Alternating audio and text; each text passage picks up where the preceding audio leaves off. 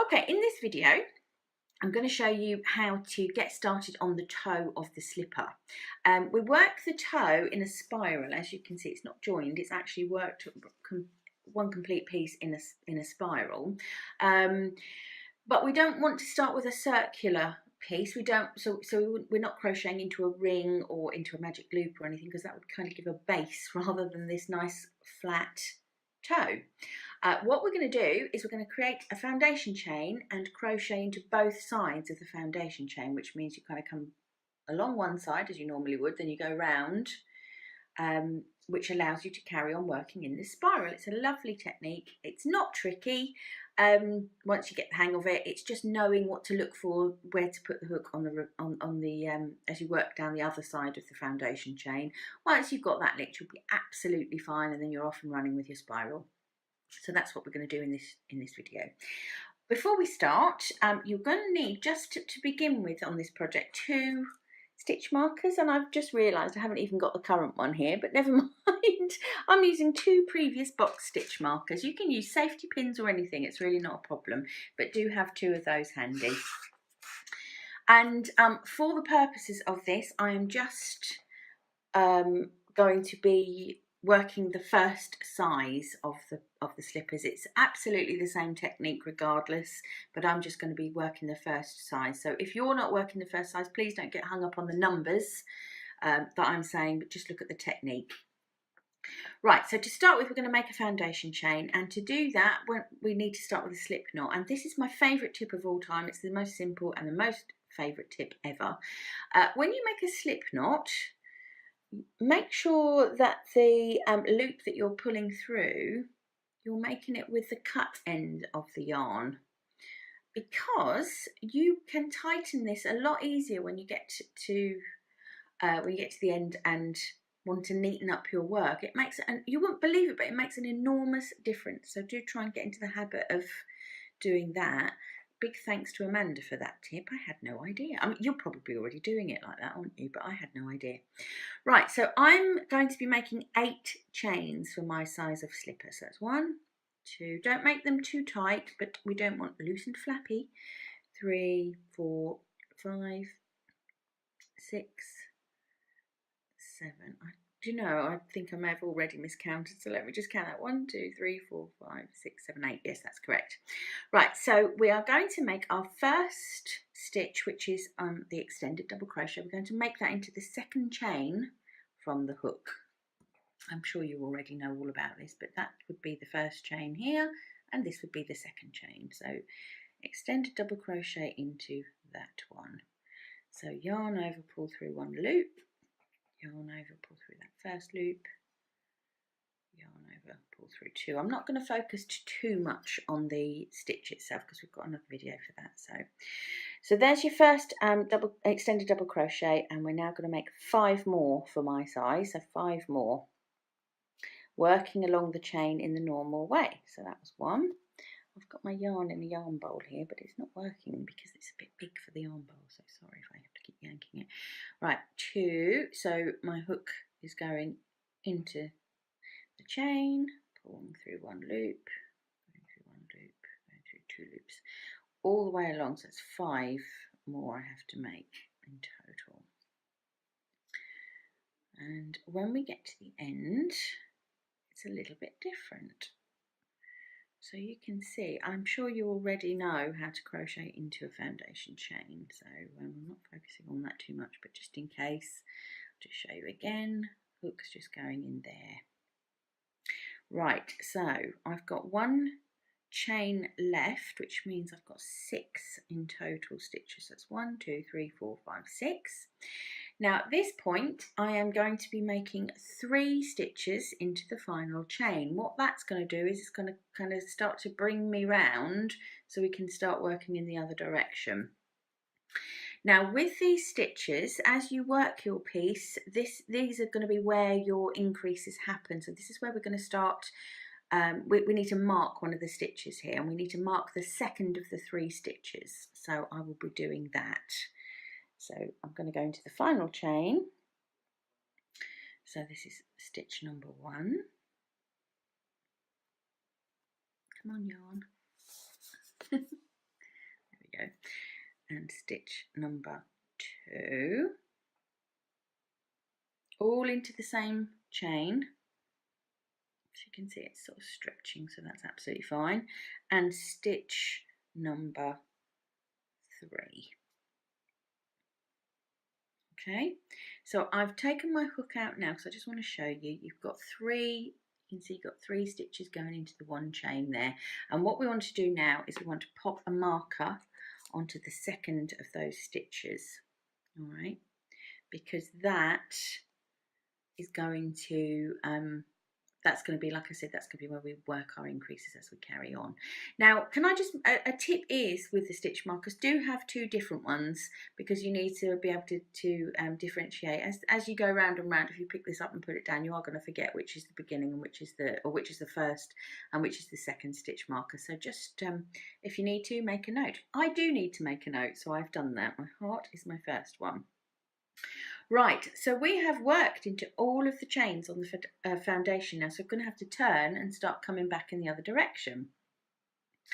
So I'm just going to turn the work all the way around, and now you can see our stitches that we've made are sitting along the bottom and the foundation is sitting along the top, and it's easy to see because if you look at the stitches, they've got the V's going on, whereas the foundation has just got this one loop, and that is lovely because it's nice and clear, and that's a guide as to where we're going to put our hook. All right, so we've already worked 3 into this chain, and we don't want to put any more in there, so we're going to leave that be, and we're going to start working, I'll show you, into the next chain, which is that one there. And we're always going to pick up those loops. They're really easy to see when you look at it like that, aren't they? They're just this bottom loop underlining or sitting actually over the top of these V's, like little tables, aren't they, on the top of table legs. And it's all easy until you get to the last one, and it's a little bit harder to discern, but we'll look at that together. So I'm going to do 5 extended double crochet in the other side of the chain. So that's number 1. And it will force it into a lovely kind of rounded edge oblong. 2, don't know if you can have such a thing, can you? I don't know. 2 and 3 on yarn, and 4 and 5. So again, you can see just going into that little tabletop. That's what I'm going to call it. Right, so that, I'll take the hook out again. That, you can see you've got stitches back to back, if you like, or bottom to bottom. And we've now got to the other edge. You can't leave it open like that because you've kind of got a V there, so we want to round that one off as well. We're not going to do 3 stitches at this end this time, we're just going to do 2. Now, it's the same as before. We're going to work into that chain. As I said to you, if I hold it like that, it's all a little bit muddled down here, and it's not quite so easy to see as it has been with the other stitches that we've made. But if you just twist, you grab hold of that and twist it, all of a sudden that little kind of table legs and tabletop appears, and you can see it, can't you? And so our final 2 stitches are going to go in there. Okay, so let's do those. Ooh.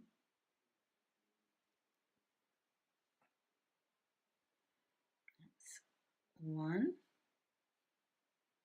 and that is 2, and that is where we're going to put the other stitch marker, the second stitch marker, because we've now worked at 1 complete round, sort of our setup round, so the stitch marker goes in the second of the 2. Alright, so far it's okay. I'm going to say it's not looking like a slipper yet, is it? Of course it isn't, but if I go like this and show you the top of the one there, you can see you're underway. And now you are just going to it'll be so much easier because you're going to just work your stitches, because the V's are all the way around now, so they look like stitches that we're all familiar with, and we're happy with that. So I am now going to start with my round 2, and all I'm going to do here is do 1 extended double crochet in every stitch, 1, until I get to that stitch marker, and when I get there I'm going to do 3. So let me get along to that, and then I'll show you what we do. Okay, so I'm just completing the last extended double crochet before I get to my stitch marker.